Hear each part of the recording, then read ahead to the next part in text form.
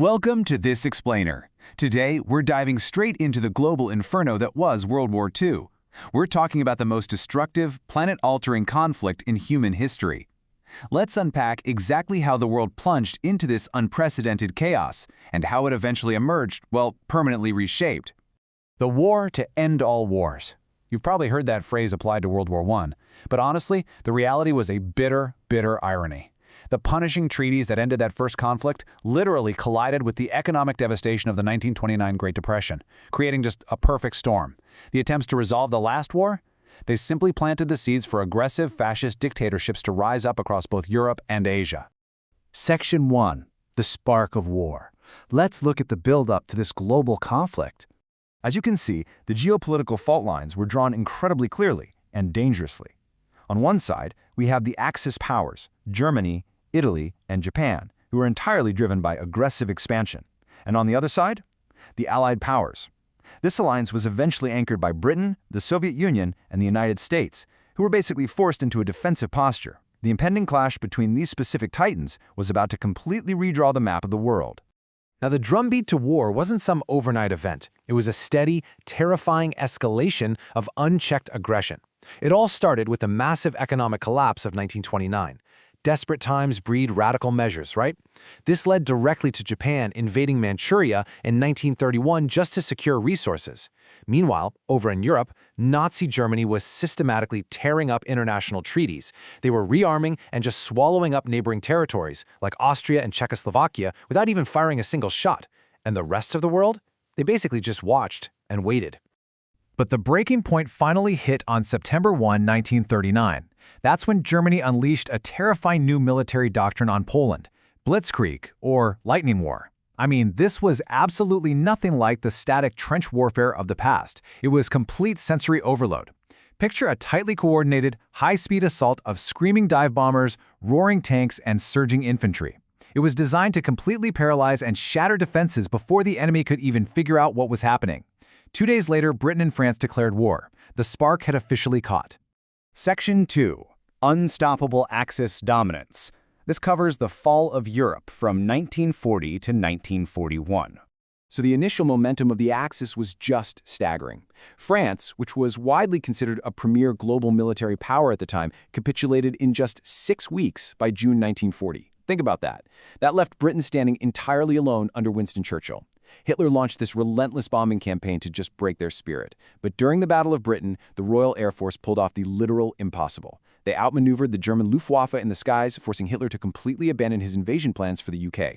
Frustrated by Britain's stubborn survival in the West, Hitler made a massively consequential and ultimately fatal pivot. In June 1941, he just tore up his non-aggression pact with Stalin and launched Operation Barbarossa.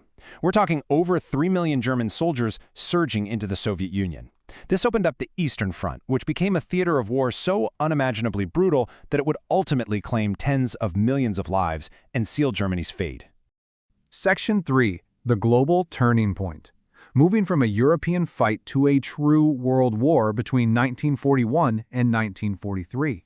While Europe burned, the entire scope of the conflict changed forever on a quiet Sunday morning. On December 7, 1941, Japan launched a devastating surprise attack on the U.S. Pacific Fleet at Pearl Harbor. Practically overnight, American isolationism just evaporated.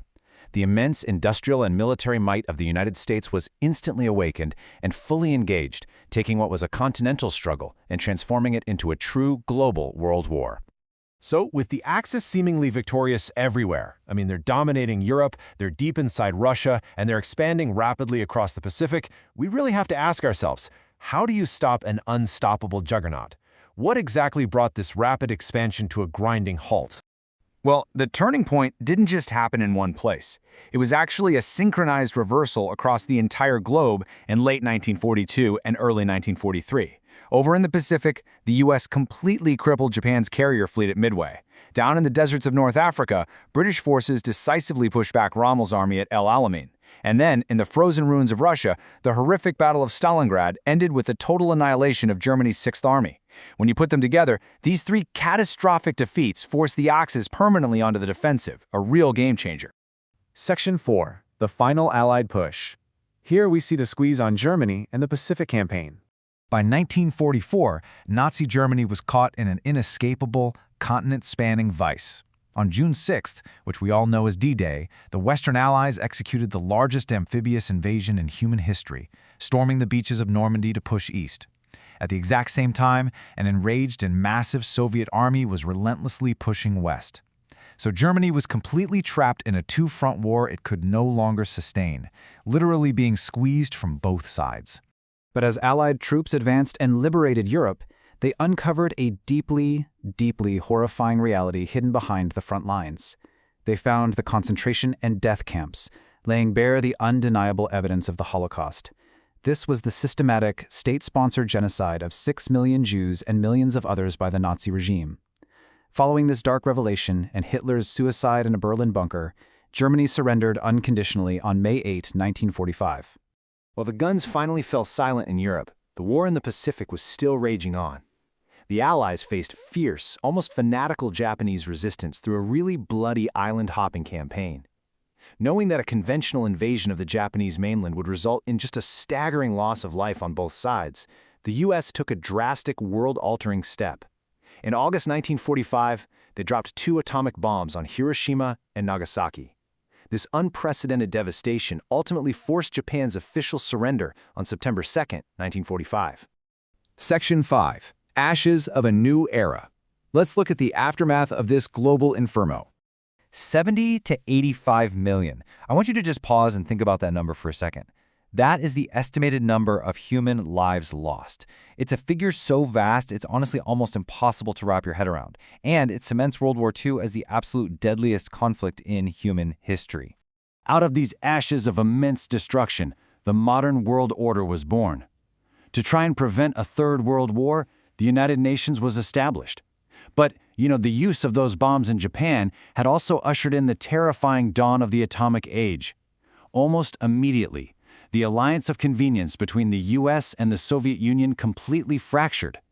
This established a tense, nuclear-armed Cold War that would go on to dictate global affairs for the next half-century. So here's a thought to leave you with. If the war to end all wars only inadvertently sparked an even greater global inferno in World War II, how will this fragile world order, born from atomic destruction, continue to shape our geopolitical future today?